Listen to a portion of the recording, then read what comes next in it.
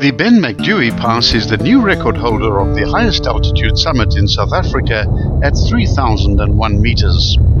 It replaces the previous record holder, the Sani Pass, which has an altitude of 2,876 meters. The pass is made up of three distinct sections. One is the access road to the Tiffendal ski resort, two is the maintenance track for the ski lift, and three is a two-spur jeep track from the highest ski lift pylon up to the summit point itself. This is an out-and-back route, and a high-clearance 4x4 with low range is needed to complete the drive. We've rated this pass as Grade 3 in 4x4 parlance and would not recommend driving the route in severe weather, and especially not when there's heavy snow around. Allow approximately an hour and a half to complete it both ways and add on for additional time at the summit.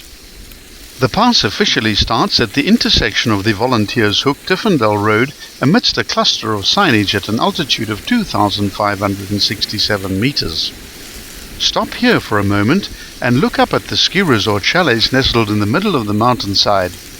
Above the chalets you'll be able to see the MacDhui Pass zigzagging its way up the mountain. Look slightly to the right along the skyline, which appears to be serrated. These are a number of stone cairns which have been erected by hikers who have conquered the summit in the past. This is the goal for this pass. It's a very steep drive with an average gradient of 1 in 8,8, but that figure is diluted by a fairly level section along the fence along the high ridge. Most of the time you'll be climbing between 1 in 4 and 1 in 7. Proceed up the wide access road to Tiffendal, which is usually in a very good condition. On the right-hand side a number of small dams appear, which are used to provide the snowmaking equipment with sufficient water during the winter months, which extends the skiing season at the resort. At the 0.7 kilometer point there's a cattle grid with a steel structure on the left-hand side of the road. Continue climbing up the hill, where the road swings through 90 degrees to the right, adjacent to a green shed, and the boom and control point at the chalets lies dead ahead. You need to sign in here and request permission to drive the pass, and will be required to sign an indemnity form. If you haven't already done so, deflate your tires to 1.2 bar.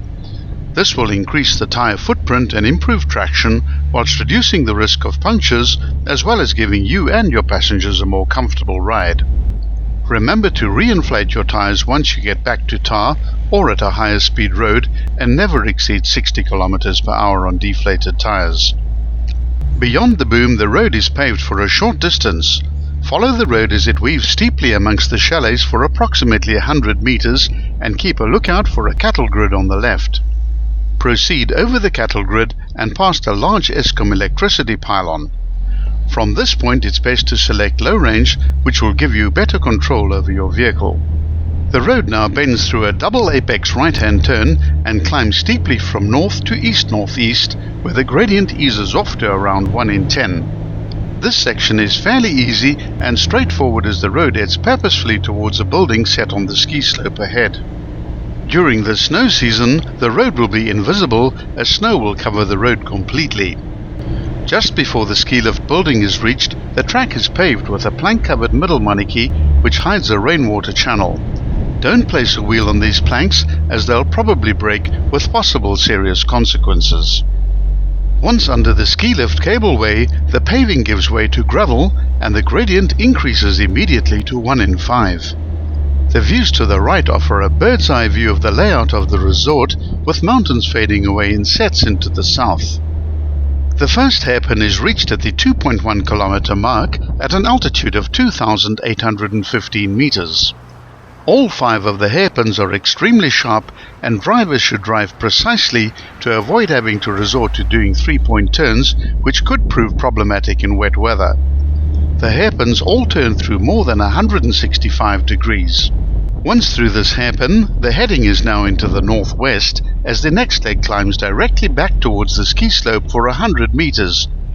Like all the switchbacks, this one also has a gradient of approximately 1 in 7. Be sure to watch parts 2, 3, 4 and 5, which includes the rest of the ascent plus the summit area and the descent.